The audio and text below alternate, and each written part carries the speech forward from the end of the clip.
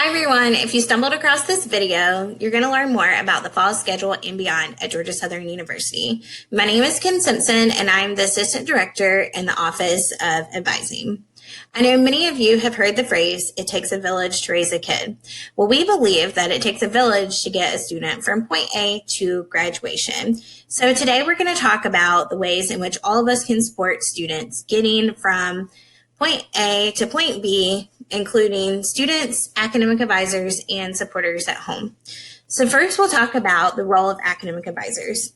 Academic advisors are here to help guide students through their college careers. Maybe think of it like academic advisors are the head coach of someone's academic career. So we really address concerns and questions that students have related to college in general, like the adjustment to college, their major, courses, academic progression, and many more random questions that we get asked on a daily basis. And we're really equipped with the knowledge to know where to refer students and how to answer some of those questions. So anytime someone has a question, reach out to your academic advisor and they can help you identify tools that are needed to succeed in whatever is going on, or campus resources that we can refer students to. Next, the role of the student. We do ask that students be actively engaged with their academic support team and their peers. So what is the academic support team? Those can be people from the Academic Success Center. So we have success coaches, faculty members within the department, academic advisors, all of those people are here as an academic support team to help students get to graduation. And with peers, we have a lot of peer mentoring programs on campus that could be beneficial to students, as well as just peers in your class in general. So the more you get to know people in your given major, maybe the department within a college, the more you're going to be successful. It's that connectivity piece. We do ask students to meet regularly with advisors. We require one meeting a semester, and that's really to make sure students are staying on track and they are asking the questions that they have. So we want to make sure to give them that platform to ask questions. And we do ask that students be honest with how they're doing. We can't refer students to the right resources if we don't know kind of what's going on. And also sharing your academic and career goals. There are a lot of people on campus that can help you reach those goals, but if we don't know what they are, we can't really get you to where you need to go. And the last thing we like to add in here is it's a student's responsibility to go to class. We can't go to class for students, we can't do their homework, we can't earn their grades for them. So it's really important that students do that. And trust me, a lot of academic advisors would probably rather be taking some of the, say, fun classes on campus.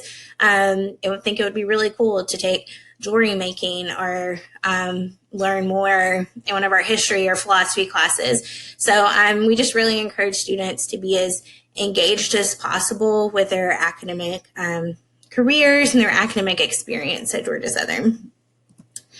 So supporters, we know that this is, let me move myself a little bit. This is a transition time that's often difficult for you, but also for students. So we just ask of a few things from you. So we really want you to empower your students to take responsibility with their academic career. So if they have concerns, instead of going to an office and handling it for them, we ask that you coach them on how to ask the right questions when they go to these offices.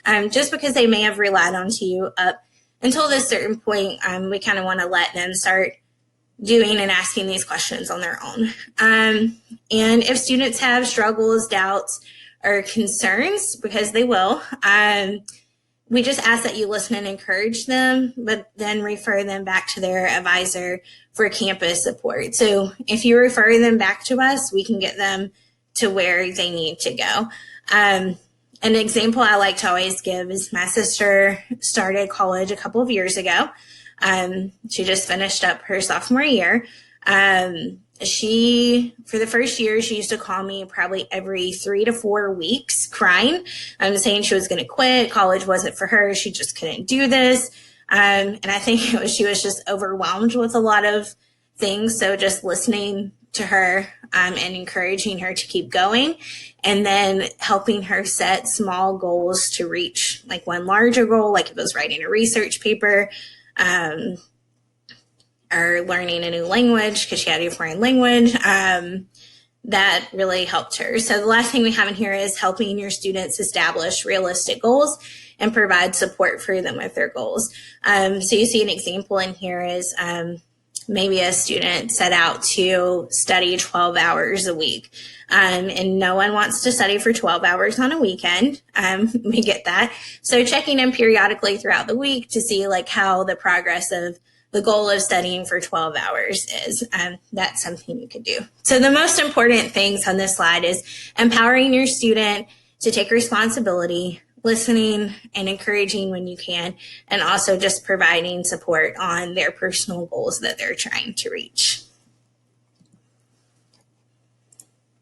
One thing we do like to talk about when we talk to parents is FERPA. So this is a federal law that protects students' record. It's a student's choice of who to have on their FERPA profile, and it can be adjusted at any time. So people can be taken off and added. We just like to let you know this because if you call our office and you aren't on the FERPA record, that's just meaning we can't share student-specific information, but we will try to get you as much information as possible, and it'll probably be general, about programs at the university as well as academic policies and whatnot. We just won't be able to speak specifically to your student. We always like to touch on our campus resources, and I'm going to need to move myself again. There we go.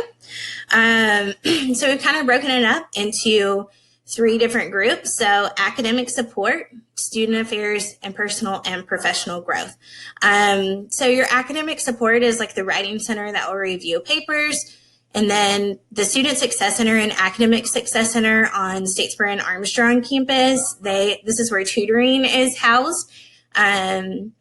And also they have peer mentoring programs and workshops if someone's trying to learn more about time management or study skills, even for just certain subjects. And then the Student Accessibility Resource Center. This is probably the most important thing to take away from this slide, even though all this stuff's important. If you or your student had any accommodations through high school, those will not carry over into college. So you'll need to make sure you get set up with the Student Accessibility Resource Center. So this is for someone who needs like extra test taking time or maybe a quiet area or someone to help take notes in class. So make sure you get that set up before you come to campus so there's not a lag from the first day of school and then a week or 2 into school. The next with Student Affairs, Office of Student Affairs, they house all of our student organizations, which students are encouraged to be involved in. The Dean of Students, they advocate for students on a regular basis. Our Office of Multicultural Affairs has a peer mentoring program, and they also host really neat events for students to be involved with. And then we have the Office of Leadership and Community Engagement. They really help with people trying to build up leadership skills as well as allowing students to serve the community and even have trips that go like further out into the U.S.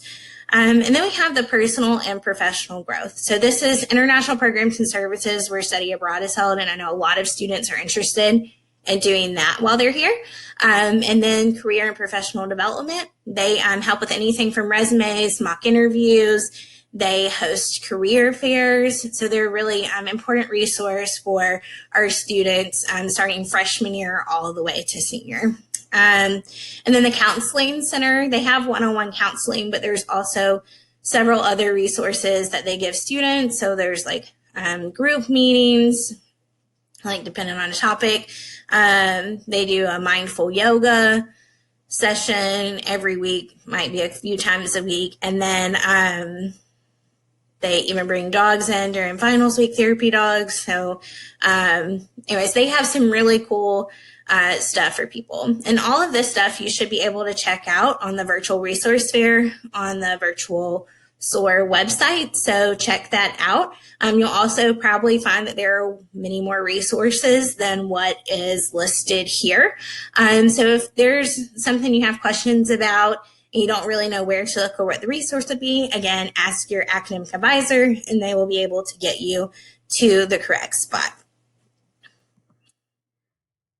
So the next thing we have on here, and it's the last thing, is what's going to happen over the summer. So I kind of split this up into two categories. So for supporters and students, we're going to have live academic Q&As with academic advisors and academic leadership, and this is going to be by college. So wherever your major fits, that's the one you'll want to sign up for. And you can sign up for that on the virtual SOAR page. And you can also check out resources on our academic advising website. And this is going to be information related to program maps, first week expectations, and academic policies. And for students, if you haven't already, you'll need to complete SOAR 1000. So this is where we get your scheduling preference form. You won't get a schedule for fall until you fill this form out. So once you fill out the form, it's going to take a couple of weeks, but you'll receive a schedule via email, and this is going to be your Georgia Southern email and also the email that you applied to Georgia Southern with. So those are the two spots to look. So you'll get your schedule, and then you'll have the opportunity to connect with your advisor during academic Q&A. So those are the live sessions that I talked about under the supporter section. So you'll split off with an academic advisor in those and be able to ask specific questions that you have. You can also email your advisor back when they send you your schedule. And then there is the opportunity for virtual appointments if you feel the need kind of to talk face-to-face through your situation. Maybe you're coming in with a ton of credit and just, have more specific questions than what would be answered in a Q&A. And just some important notes about scheduling and how your schedules are built. It's proven that students do better in 15 to 17 hours a semester, and we actually have another video on that if you want to check it out. But everyone's schedule is going to have 15 to 17 hours. It's also based off of need and availability. So if you're needing a class to progress in your chosen major, those will be on your schedule. And then, of course, availability. We can't put everyone in the English 1101 section at 11 o'clock on Tuesday and Thursday. So it's just more of availability of seats we have in classes. And we did go off of the preferences that you chose. So when you filled out the advisement preference form, there were some subject areas where you pick classes of interest. Now, to change around your schedule, we have something called Add Drop Week. That's the first 4 days of classes, and you will have to talk with an academic advisor to have your schedule adjusted. And the reason for this is we noticed that a lot of students were taking courses off that would not allow them to progress in their chosen major.